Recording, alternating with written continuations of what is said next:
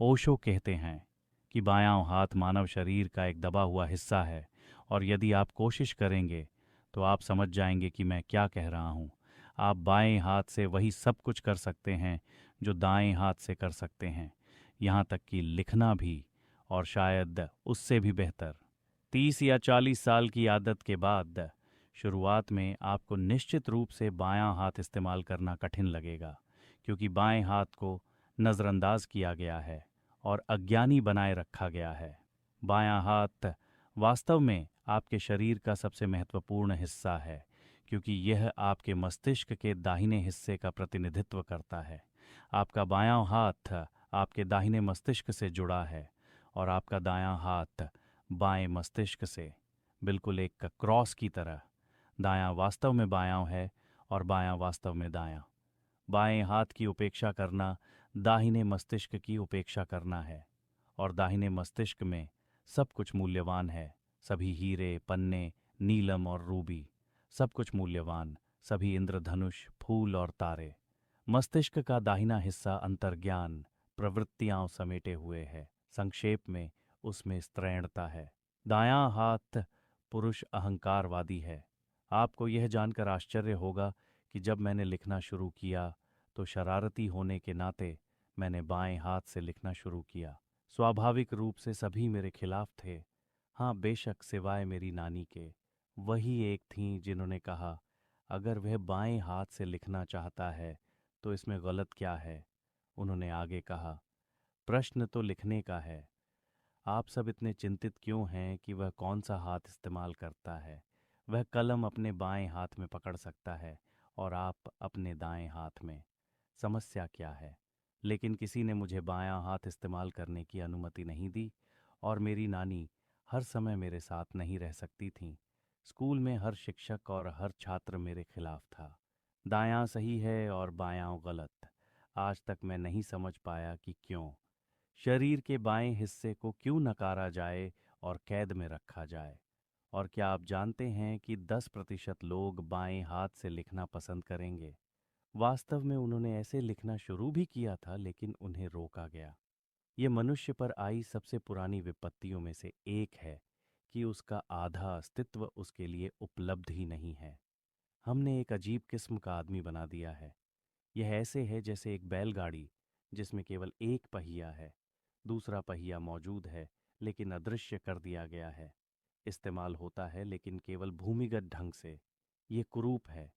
मैंने शुरू से ही इसका विरोध किया। मैंने शिक्षक और प्रधानाध्यापक से पूछा, मुझे दिखाइए कि मुझे दाएं हाथ से क्यों लिखना चाहिए। उन्होंने बस अपने कंधे उचकाए। तब मैंने कहा, आपका कंधे उचकाना काम नहीं आएगा।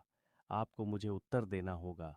अगर मैं कंधे उचकाऊं तो आप स्वीकार नहीं करेंगे। फिर मुझे क्यों करना चाहिए?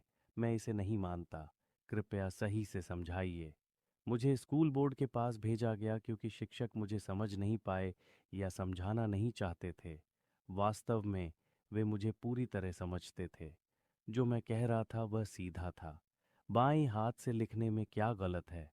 और अगर मैं बाएं हाथ से सही उत्तर लिखता हूँ तो क्या वह उत्तर गलत हो जाएगा सिर्फ इसलिए कि वह बाएं हाथ से लिखा गया है? उन्होंने कहा, तुम पागल हो और सबको पागल कर दोगे। बेहतर है कि तुम स्कूल बोर्ड के पास जाओ। बोर्ड नगर समिति थी जो सभी स्कूलों को नियंत्रित करती थी। शहर में 4 प्राथमिक स्कूल और 2 उच्च विद्यालय थे, एक लड़कियों के लिए और एक लड़कों के लिए।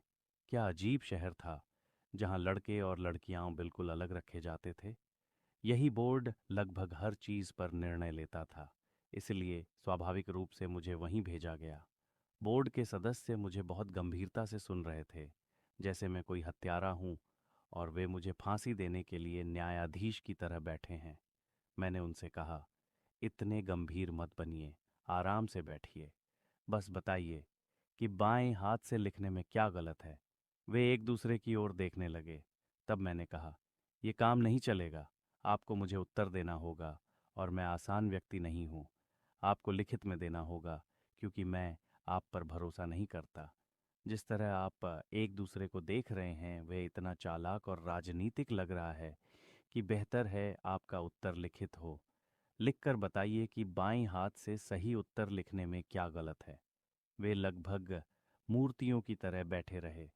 किसी ने मुझसे कुछ भी कहने की कोशिश नहीं की। कोई लिखने को भी तैयार नहीं था। बस इतना कहा, हमें इस पर विचार करना होगा। मैंने कहा, विचार कीजिए, मैं यहीं खड़ा हूँ। आपके सामने विचार करने से आपको कौन रोक रहा है?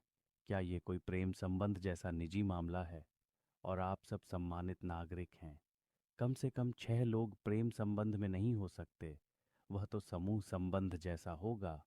उन्होंने मुझ पर चिल्लाकर कहा, चुप रहो, ऐसे शब्द मत इस्तेमाल करो। मैंने कहा, मुझे ऐसे शब्द इस्तेमाल करने पड़ते हैं सिर्फ आपको उकसाने के लिए, वरना आप बस मूर्तियों की तरह बैठे रहेंगे। कम से कम अब आप हिले और कुछ बोले। अब विचार कीजिए और मैं आपकी मदद करूंगा, बाधा नहीं बनूंगा। उन्होंने कहा, कृपया बाहर जाओ, हम तुम्हारे सामने इस पर विचार नहीं कर सकते। तुम ज़रूर हस्तक्षेप करोगे। हमें तुम्हारे बारे में पता है, और शहर के सभी लोगों को भी। अगर तुम नहीं निकले तो हम निकलेंगे। मैंने कहा, आप पहले निकल जाइए, वही सज्जनों जैसा होगा। उन्हें अपने ही समिति कक्ष से पहले निकलना पड़ा। अगली सुबह निर्णय आया। निर्णय सरल था। शिक्षक सही थे और सभी को दाएं हाथ से लिखना चाहिए। यह दिखावा हर जगह हावी है। मैं अब तक समझ नहीं पाया कि यह कैसी मूर्खता है।